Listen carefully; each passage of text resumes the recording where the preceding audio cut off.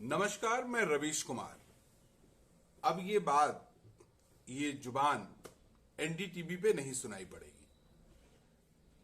2 दिन से खबरें आ रही हैं कि एनडीटीवी के जो ओनर थे उन्होंने इस्तीफा दे दिया है और अडानी ग्रुप ने एनडीटीवी को खरीद लिया है, अपने कब्जे में कर लिया है। तो आपको याद होगा कि बाहुबली को कटप्पा ने क्यों मारा, एक पूरा सस्पेंस बना हुआ था। ठीक उसी तरह से अब रवीश कुमार जी का क्या होगा, ये एक सस्पेंस बना हुआ था और कल उस पे से पर्दा उड़ गया और होना भी था। यही स्वाभाविक था कि रवीश कुमार जी एनडीटीवी के साथ नहीं चल पाएंगे और वही हुआ, उन्होंने फिर इस्तीफा दे दिया।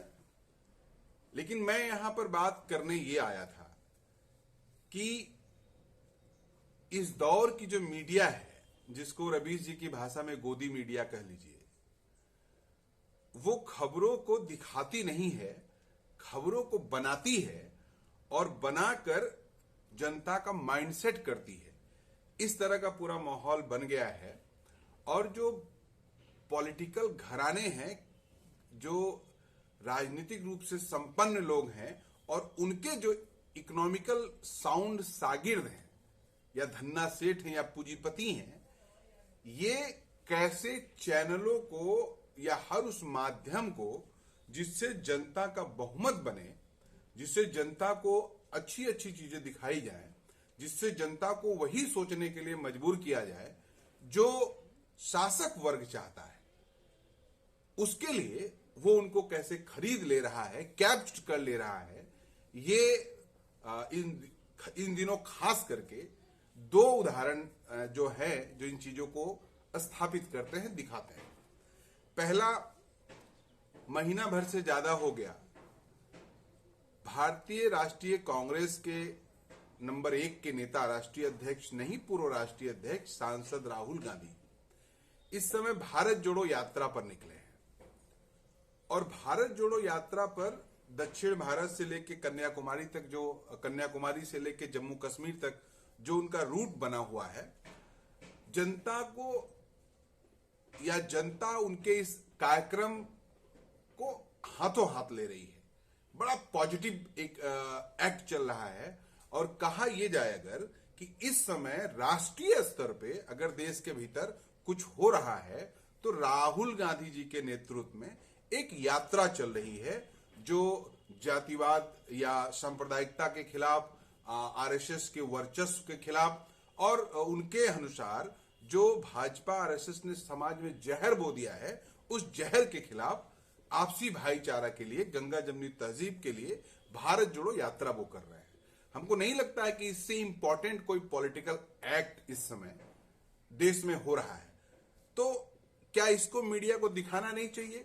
लेकिन इससे उनके आकाओं का हित प्रभावित होगा, इसलिए ये खबर इलेक्ट्रॉनिक मीडिया से गायब है और प्रिंट मीडिया में यदा कदा छोटा बहुत जो ये विवाद क्रिएट करते हैं, वहां जगह उसको मिल जाती है। अगर ऐसे हम सोचे, ऐसे भी आप देखिए, सोच सकते हैं कि इस दौर में क्या किसी और लीडर के पास ये क्षमता है कि वो राष्ट्रीय स्तर पर पदयात्रा निकाल दे? हम देख रहे हैं अपने अपने प्रदेशों में जो प्रदेश के स्वशंभू बड़े नेता हैं, उनकी प्रदेश भर में यात्रा निकालने की क्षमता, हैसियत या मनोस्थिति नहीं बन पा रही है। इसलिए राहुल गांधी जी का जो एक्ट है वो सही मायने में एक बड़ा पॉलिटिकल एक्ट है। परिणाम चाहे जो हो, लेकिन वर्तमान समय में एक बड़ा राजनीतिक पहलकदमी है जिसको मीडिया हाइड किए हुए है। दूसरी बात, हिमाचल का चुनाव हो गया, आपने देखा चुनाव आयोग ने क्या खेल किया वहां पर। महीना भर बाद काउंटिंग कराएंगे। गुजरात का चुनाव होने वाला है। गुजरात हिंदुस्तान के, भारत के तमाम राज्यों में एक महत्वपूर्ण राज्य इसलिए है कि हमारे जो प्रधानमंत्री जी हैं वो उसी राज्य से आते हैं और हमको लगता है कि 2001 से लेके 14 तक लगातार वो गुजरात के मुख्यमंत्री रहे हैं।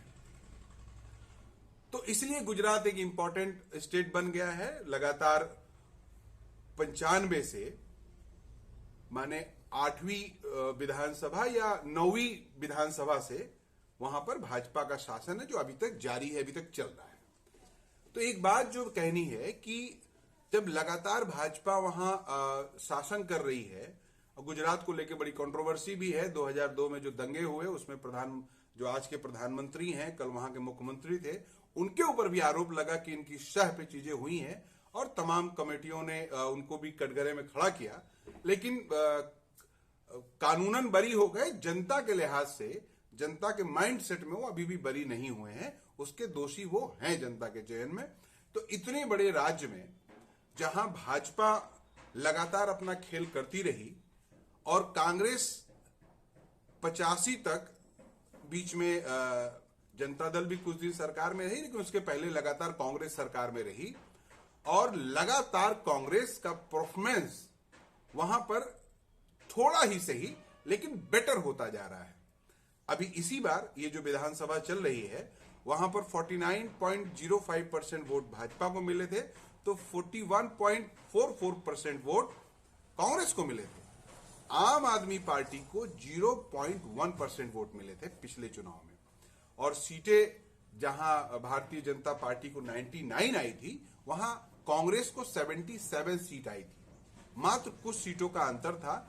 182 के विधानसभा में जहां 92 पे बहुमत चाहिए, वहां 77 पे कांग्रेस थी, और 6 उसमें राष्ट्रवादी कांग्रेस पार्टी और वहां की लोकल एक आदिवासी संगठन है, और ये सब मिला के 6 सीटें उनको मिली थी।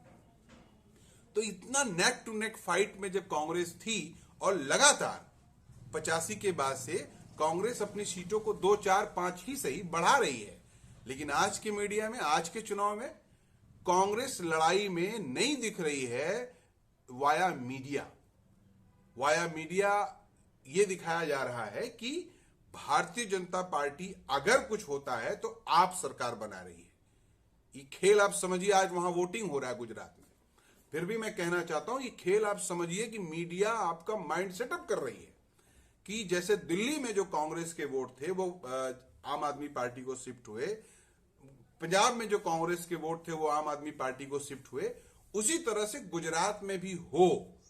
भारतीय जनता पार्टी सरकार बनाए या आम आदमी पार्टी मजबूत ताकत बन के उभरे, जिससे होगा ये कि कांग्रेस जनता के जहन में या पार्लियामेंट्री पॉलिटिक्स में कमजोर ताकत बनेगी। वैसे हालात तो 4 दिन बाद काउंटिंग में पता ही चल जाएंगे। जो पता चल रहा है उसमें कांग्रेस अच्छा कर रही है, कांग्रेस मजबूती से भाजपा को डिफीट दे रही है। तो मीडिया जो ये 2 खेल कर रही है, राष्ट्रीय पैमाने पर राहुल गांधी जी की यात्रा को डाइल्यूट करना और गुजरात चुनाव में कांग्रेस को डाइल्यूट करना, ये दोनों चीजें ये साबित करती हैं कि मीडिया कैसा खेल करती है अपने आकाओं के इशारे पे।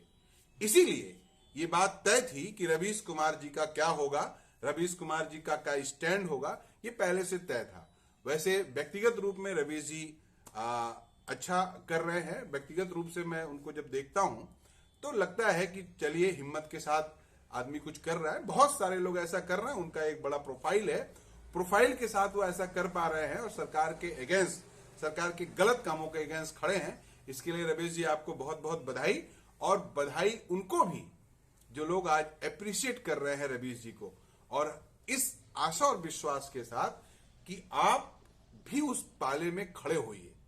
मीडिया के इस झांसे में मत आइए, मीडिया के झांसे से बाहर निकालिए। अगर देश को बचाना है तो सच बोलने की हिम्मत और कुव्वत हमको आपको रखनी होगी। अगर देश को आगे ले जाना है तो सच का आईना सरकार को दिखाना बहुत जरूरी है।